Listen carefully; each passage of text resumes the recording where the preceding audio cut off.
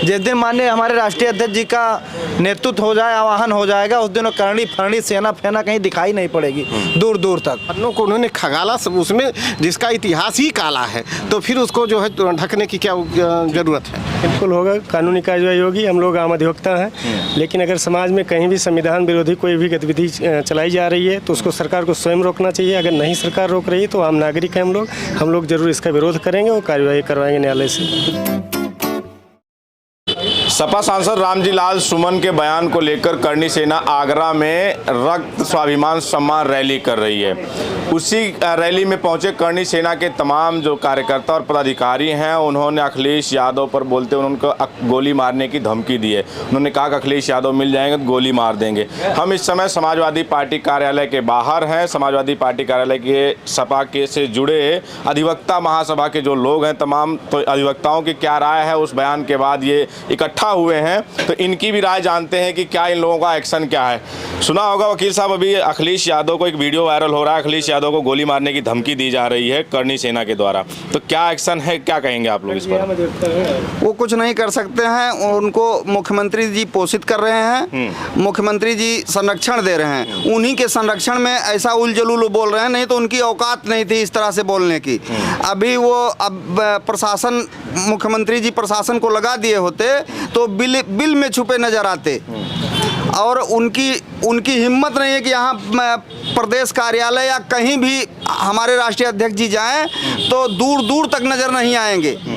1-2 kilometre दूर से वो कहीं छुप के देखेंगे कि कैसे जा रहे हैं राष्ट्रीय अध्यक्ष के संरक्षण में ये सब हो रहा है। बिल्कुल, कि जिस तरह आपके नेता अखिलेश यादव को लेकर गोली मारने की धमकी देने की वीडियो वायरल हो रही है, क्या कहेंगे इस पर? हम तो ये जान रहे हैं कि 14 अप्रैल को बाबा साहब जी की जन्मदिन है। उस जन्मदिन को प्रदेश में कैसे बिगाड़ा जाए, ये संविधान का विरोध करने पर लोग, भारतीय जनता पार्टी के लोग लगे हुए हैं, हम इतना जानते हैं। और ये जो दिए हैं इन्होंने बयान अभी करणी सेना के लोग, उस पर हमारी अधिवक्ता सभा की टीम है, अधिवक्ता सभा अपने हिसाब से उसको कार्रवाई करने का। तो अधिवक्ताओं से क्या चार्ज बनता है, क्या इस पर कानूनी कार्रवाई के लिए आप लोग बात करेंगे? बिल्कुल होगा, कानूनी कार्रवाई होगी। हम लोग आम अधिवक्ता हैं, लेकिन अगर समाज में कहीं भी संविधान विरोधी कोई भी गतिविधि चलाई जा रही है तो उसको सरकार को स्वयं रोकना चाहिए। अगर नहीं सरकार रोक रही है तो आम नागरिक हैं हम लोग जरूर इसका विरोध करेंगे और कार्रवाई करवाएंगे न्यायालय से। तो जिस तरह से कहा जा रहा है कि अभी अगर यही धमकी किसी की तरफ से योगी आदित्यनाथ को दे दी गई होती तो अब तक वो सलाखों के पीछे में होता धमकी देने वाला। बिल्कुल सलाखों के पीछे नहीं, उसका घर जो है रसातल में चला जाता है, बुलडोजर लगा के ध्वस्त करवा देते, और बाकी जो करते हैं वो सामने ये सब कुछ आपके क्या क्या हो रहा है। क्या लग रहा है जिस तरह से धमकी दी जा रही है करणी सेना द्वारा अखिलेश यादव को? देखिए, ये तो आप जान ही रहे हैं कि पूरे प्रदेश में जंगल राज है। हमारे राष्ट्रीय अध्यक्ष जी को जो है धमकी दी जा रही है, ये हमको लगता है कि प्रशासन की विफलता है।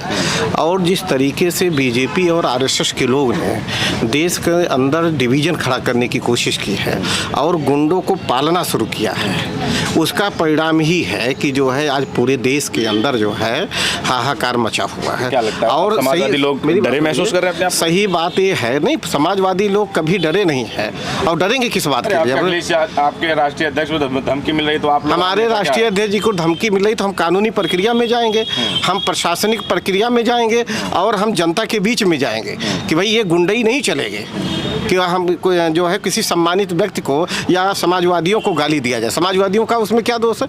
और जो रामजी लाल सुमन जी ने कहा है, इतिहास के पन्नों को उन्होंने खगाला, उसमें जिसका इतिहास ही काला है, तो फिर उसको जो है ढकने की क्या जरूरत है। ये साहब एक अदना सा व्यक्ति और किसी संगठन का, किसी जातीय संगठन का पदाधिकारी हो जाता है या जुड़ जाता है, एक पूर्व मुख्यमंत्री को जान से मारने की, गोली मारने की धमकी दे रहा है।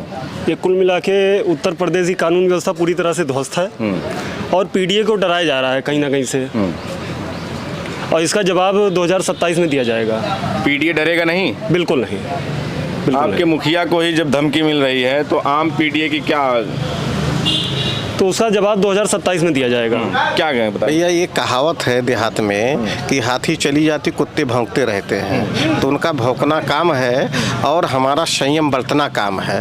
जहाँ तक जो बर्दाश्त करने की क्षमता हम लोग बर्दाश्त कर रहे हैं, उसके बाद अगर लड़ाई आगे बढ़ी गई तो हम लोग उसके लिए तैयार भी हैं, कभी पीछे हटने की बात नहीं है। अब इससे ज़्यादा और क्या, गोली मारने की, आपके राष्ट्रीय अध्यक्ष गोली मारने की धमकी मिल हम रही कह है। रहे हैं ऐसे लोग तो भौंकते रहते हैं ना, बहुत सारे लोग भौंकते। अब हाथी अगर कुत्तों का जवाब देना शुरू कर देगी तो एक कदम आगे नहीं बढ़ पाएंगे। मानते हैं कि नहीं मानते?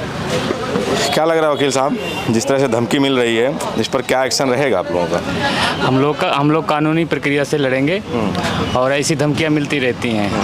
हम लोग इसका जवाब कड़ाई से देंगे वक्त आने पर। मिलेगा इसका जवाब? वो सब टपोरी हैं, वो सब टपोरी हैं, टपोरी है। जैसे आप देखते हैं ना, जैसे टपोरी टाइप के लोग होते हैं, कुछ भी बोलते रहते हैं, मानसिक रूप से अवसाद ग्रस्त हो गए हैं और पागल टाइप जो लोग होते हैं, क्योंकि उनके पास कोई औकात होती नहीं है। तो इतने बड़े नेता जिसको मिलने के लिए लोग तरसते हों, ऐसे नेता के बारे में ये भाषा बोलते हैं। जिस दिन समाजवादी के लोग, समाजवादी माननीय नेताजी ने कहा था, माननीय मुलायम सिंह यादव, समाजवादी पार्टी कभी बूढ़ी पार्टी नहीं होती है और इतने नौजवान किसी भी पार्टी में नहीं है पूरे देश में। इतने जितने समाजवादी में नौजवान हैं उतने किसी पार्टी में नौजवान नहीं है। जिस दिन माननीय हमारे राष्ट्रीय अध्यक्ष जी का नेतृत्व हो जाए, आवाहन हो जाएगा, उस दिन वो करनी फरनी सेना फेना कहीं दिखाई नहीं पड़ेगी दूर दूर तक।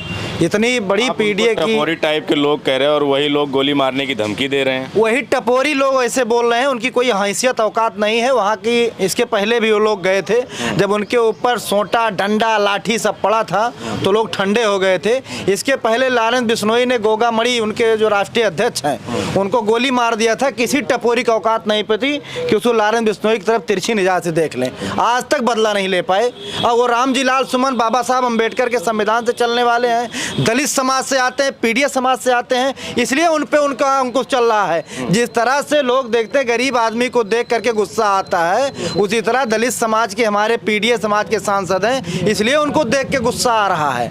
नहीं तो उनकी हिम्मत नहीं पड़ती किसी घर चल। हमारे यहाँ अयोध्या फैजाबाद में एक संतोष पांडे हैं, उन्होंने अभी जब बहुत जल्द डिबेट दिया था, आप देख लीजिए उठा के क्या बोला था उन्होंने तो बहुत आप शब्द बोला था। उसके बाद भी आज भी किसी भी करणी सेना की हिम्मत नहीं पड़ी कि संतोष पांडे जी से पूछ ले कि आपने ऐसा क्यों बोला है। यानी कि डर नहीं लग रहा है सबको? डर पीडीए डरता नहीं है। माननीय नेताजी के हम लोग सिपाही हैं, मरने वाले हैं और लाशों हम लोग राजनीति नहीं करते हैं, हम लोग लड़ने वाले लोग हैं। मुंह तोड़ जवाब मिलेगा? मुंह तोड़ जवाब मिलेगा। जिस दिन राष्ट्रीय अध्यक्ष जी का हमारे आह्वान हो जाएगा, ये अरणी करणी सेना राजस्थान में दिखाई पड़ेगी, यूपी में कहीं दिखाई नहीं पड़ेगी। यूपी में सहारनपुर आने पे कह रहे थे कि जूतों की माला स्वागत करेंगे। अब वो कुछ भी बोल सकते हैं, उनकी स्वागत जो है, अभी आपने जल्दी में देखा कि ये सोशल मीडिया पे चल रहा था, इनके कोई अध्यक्ष हैं जिनको बाबा साहब की मूर्ति तोड़ दिए थे, उनको जूतों से पीटा गया है, बाबा साहब की मूर्ति तोड़ दिए थे। ये 14 तारीख को जो हमारे डॉक्टर BR अम्बेडकर संविधान निर्माता हैं, उनकी जयंती है, इसलिए उनकी अभी इनका अध्यक्ष बोल रहा था कि हम ऐसे लोगों के कार्यक्रम में, ऐसे लोग बाबा साहब के संविधान को, जो बाबा साहब मानने वाले लोग हैं, हम संविधान को नहीं मानते हैं। इसलिए 14 अप्रैल को जो बड़ा कार्यक्रम माननीय राष्ट्रीय अध्यक्ष जी के नेतृत्व में होने जा रहा है, सब लोग अम्बेडकर साहब की जयंती मनाने की तैयारी में है, उसको केवल फीका करने के लिए, कम करने के लिए। लेकिन ये पीडीए पूरा तैयार है, तैयार है, पूरा तैयार है एकदम।